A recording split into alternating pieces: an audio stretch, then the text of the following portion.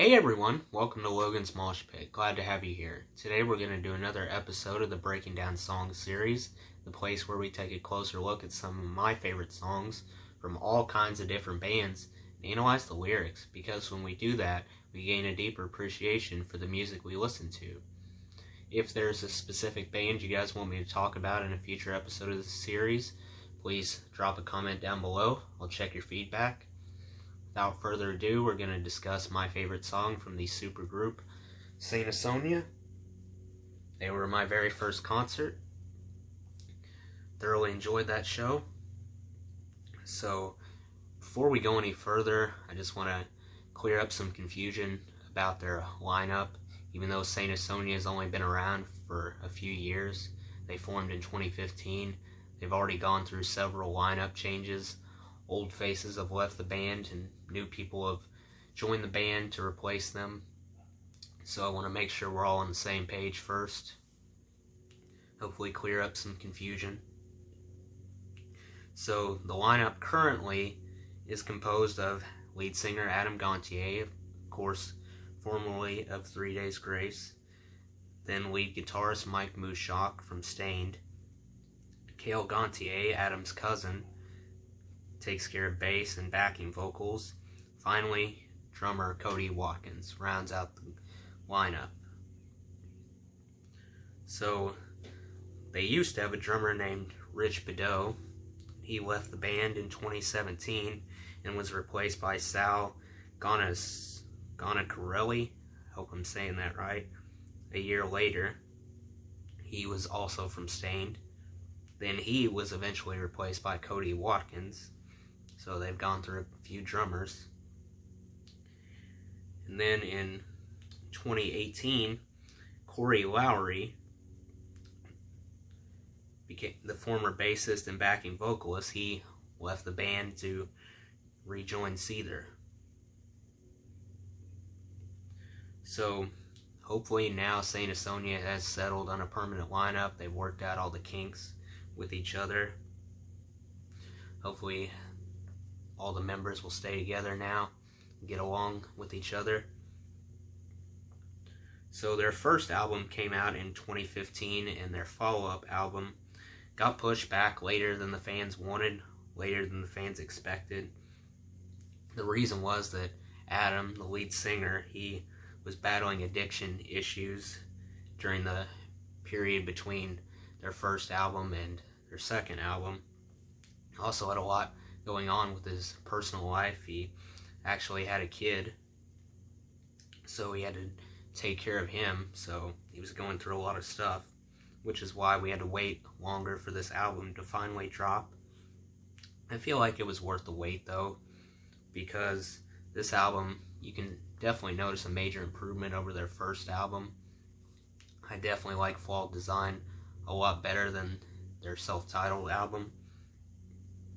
So now let's get to my favorite song from all my Saint Asonia albums. There's only 2 of them, so this should be pretty quick. So my favorite song from the self-titled album happens to be Happy Tragedy.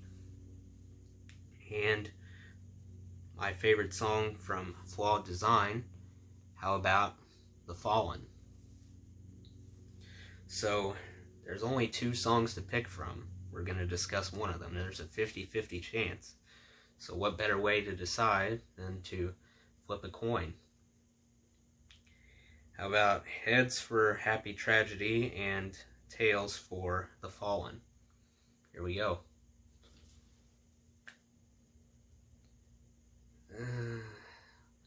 How about best 2 out of 3?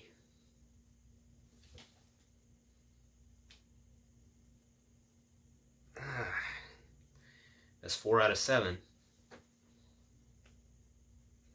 Alright, forget this. The song we're going to talk about today is The Fallen. That's the song I picked. Before we do that though, let's talk about the Flawed Design album in general. Give you guys some background on it. It came out last year, toward the end of 2019. It peaked at number 171 on the US Billboard 200 chart. There were 11 total tracks on this album. You had the singles The Hunted and Blind, both outstanding tracks. There were, interestingly enough, a few guest vocalists that helped put this album together. So that's pretty exciting. You had Breaking Benjamin's Keith Wallen. He was part of the track Beast. Then Sully Erna from Godsmack. He participated in The Hunted, one of the singles. Within Temptation, Sharon Den Adele helped out on Sirens. And finally, Dustin Bates from Starset, he helped write Ghost. So there's a lot of people that helped make this album possible.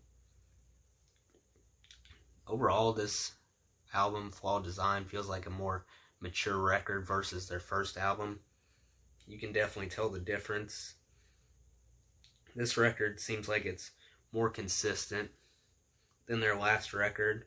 It still keeps the trademarks of Saint Asonia with the highly personal lyrics and the same basic structure for each song. The format of the song remains the same, so took out the bad stuff and kept the good stuff. So without further ado, let's move on to interpreting the lyrics themselves from The Fallen. It was pretty easy to figure out what they meant. Before we do that, though, I just want to give my usual disclaimer that this is just my opinion on what the lyrics mean. Your opinion might be different from mine. That's fine. Feel free to disagree. I'm not completely right about all these songs. That's okay. All these songs mean different things to different people. There's countless different ways to interpret them, so don't take my interpretation as the be-all or end-all. This is just what I think, so let's respect each other's opinions. Also, I'll put a link down in the description as well. Like always, a link to The Fallen if you want to listen to it after we get done. Go ahead. So, here we go. Verse 1 kicks us off by saying, I remember the way it felt, your voice inside my head, like an ocean crashing waves punching through my hull. In the day I tried to live, I understood it all. So, verse 1 shows how Adam is basically reminiscing about someone who meant a lot to him, who he was close to, someone he looked up to in life. The reference between the ocean and the ship feels like letting us know that this person was a constant companion in their life. They were always with each other, or even if they weren't together, they were on each other's minds. They were thinking about each other. So, in the last line, just confirms who he's talking about. Chris Cornell, The Day I Tried to Live, takes us back to Soundgarden. So that leaves no doubt who he's talking about. So now let's move on to the pre-chorus. The pre-chorus goes, where are you, where are you, where are you now? Pretty short. The pre-chorus is taking us back to the day that he died, that he left the world, describing the shock and disbelief that Adam felt when he found out the news. I clearly remember when I heard the news. I was devastated by the news that Chris Cornell died. I couldn't believe it. So, in the pre-chorus, it seems like he's calling out for him. He wants him to come back, but unfortunately he's not getting an answer back. Feels completely alone. So now we get to the chorus. The chorus goes, it's the way life goes. When we awaken, we get taken. And no one knows. No, I don't believe it. I can't believe it. So to me, the chorus means that we have no idea when our time will be up. It goes for everyone. Someone's life can end instantly, within the blink of an eye, and you won't even realize it. I think when it feels really unfair that we can't predict when our time will be up for us or our loved ones. I think we can all agree on that sometimes. So it also hurts a lot more when someone dies unexpectedly, when you're caught off guard by someone passing away. It's a little easier to manage the pain whenever someone, you know, they've been sick for a while and they slowly fade away, but when it happens instantly, they're here one minute and gone the next, it makes it that much more painful, hard to grasp what happened. So that was clearly the situation here for Chris Cornell. Now we move on to the post-chorus, which goes, I sing for the fallen, I sing for the fallen, I sing for the fallen. So the post-chorus basically means that they're assuming the responsibility that the person who passed away had. He's doing his best to try to keep their memory alive. He's letting the fans know, that all the people that loved him, that he didn't die in vain. He still lives through him. So that's what Adam wants to do. Try to keep the legacy going, so to speak. So verse 2 goes, you had so much left to say, fighting for your life some way. Now your memory's crawling in my skin all day. So verse 2 sums up the stages of grief. He's passed from one phase into another, making that transition. He wishes that he was able to spend more time with his friend before he died. And of course the last line takes us to the next person the song was meant to be about, Chester Bennington from Linkin Park. Equally heartbreaking when he passed away. So it shows that when he says, your memory's crawling in my skin all day, after the famous Linkin Park song, Crawling, that line shows us that he's slowly getting consumed by the pain. It's taking over his life. He dwells on it all day. He can't get Chester out of his thoughts. Same with Chris Cornell. They're both stuck in his head. There's nothing he can do about it.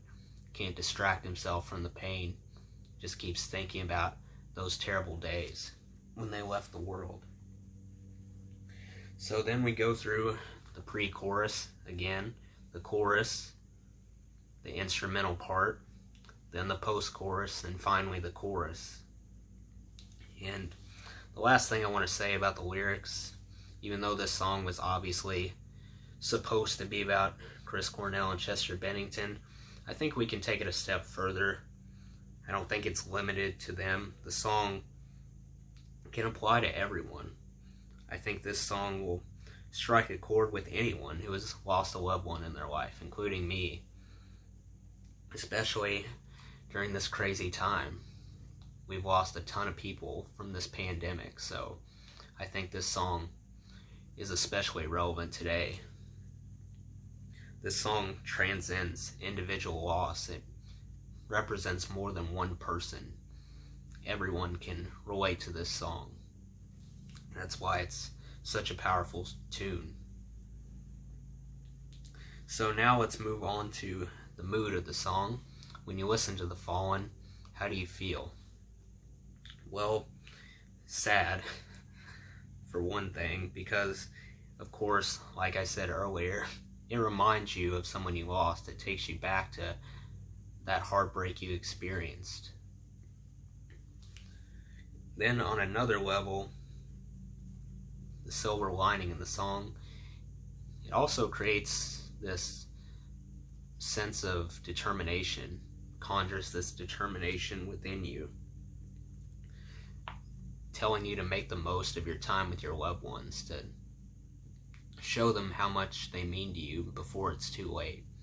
So you got to take advantage of that, since we never know when our time is up or anyone else around us. We got to demonstrate our love on a daily basis, make sure they know how important they are to us.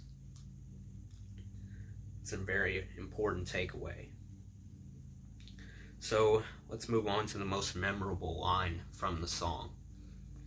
I picked "and no one knows." That line stuck out to me more than the rest, simply because it shows us what the big picture of the song was supposed to be, that no one can predict when their time is up for us or anyone around us. It comes as a shock most of the time. So we got to be careful. We got to realize that we need to let other people know how much we care about them, because we might not get another chance to do that. So now let's discuss a few themes that we can pull out of The Fallen. One of the themes is, obviously, we lack awareness about our own mortality. A lot of times people tend to show ignorance or ignore the fact that they're vulnerable. They're human. That goes for all of us. We can all die tomorrow, to put it bluntly. It's the truth. We never know when our time will be up. So, however, a lot of us choose to ignore that. Just act like we walk around like we own the place, like nothing bad will happen to us. Especially younger people. They tend to have that attitude. Everyone has their limits. A lot of times we forget just how fragile life really is. And this song highlights that. The next theme is basically giving us an overview of the grieving process, how that works, at least some of it. Takes us through the whirlwind of emotions that can be felt throughout this process. So, makes that a little more clear. The last theme that I noticed was, like I've been saying, you gotta let people know ahead of time, as soon as possible, how much they mean to you. You gotta do it today. You might not get another opportunity. So it's vital that you let people who you love know right now what they mean to you. I'm sure they'll appreciate it. So now let's move on to the strengths and weaknesses of The Fallen. One major strength is kind of a flashback moment. The way Saint Asonia and 3 Days Grace, to a lesser extent Stained, is connected to each other. Even though they're not part of those bands anymore, you still feel the lingering essence of those bands stuck in there. It brings back some nostalgia when you listen to this song. Makes you think of the old 3 Days Grace or Stained when they were all together.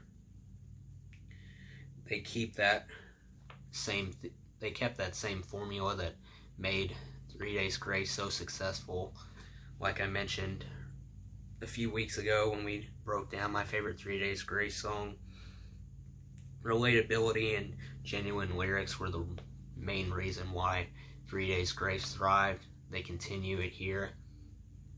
Feels like Adam picked up right where he left off. Even though he might want to forget about 3 Days Grace to a certain extent, they're still with him. He took what he learned from them and then transferred it to his new band. In a way, it sounds like a continuation of what he started. The next strength would be the clarity of the lyrics. As I said, it's pretty simple to figure out what these lyrics mean. The last line of each verse essentially gives it away, what this song was supposed to be about. You can easily extract the message from this song if you pay attention at all. So pretty easy to decipher. Finally, the last strength of this song would be the immortality factor this song possesses, due to the fact that it touches on a guaranteed part of life, something we'll all have to face someday. Death. Death is a constant companion in life. It follows us wherever we go. So we'll never be able to get away from it.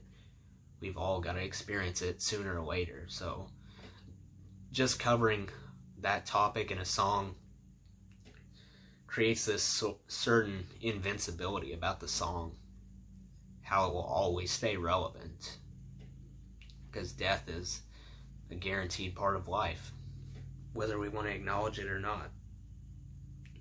So the only weakness that I can point out about The Fallen, and it's a minor complaint, from what I heard, it feels like Adam excuse me, it feels like Adam basically forces his rasp out during certain moments of the song.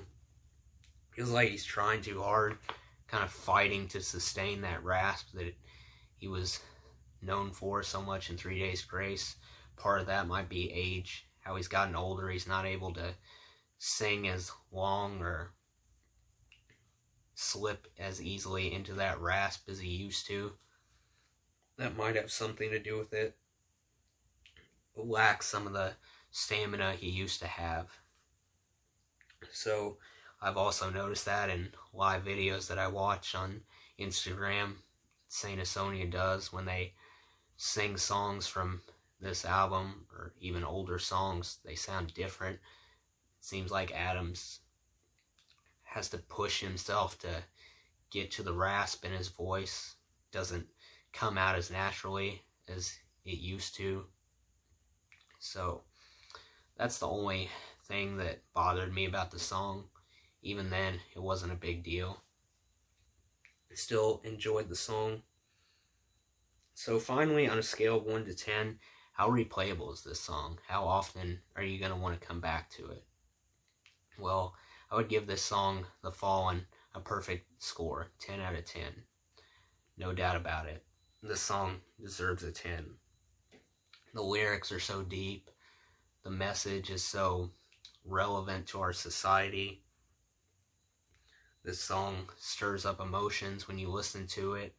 It's got everything you could want, so there's nothing that can take away from the replayability as far as I'm concerned. So that's all I have for you guys. That does it for today's video, guys. I hope you enjoyed. Make sure to like, comment, and subscribe if you haven't already. I really appreciate the support. I'll see you next time. Until then, rock on.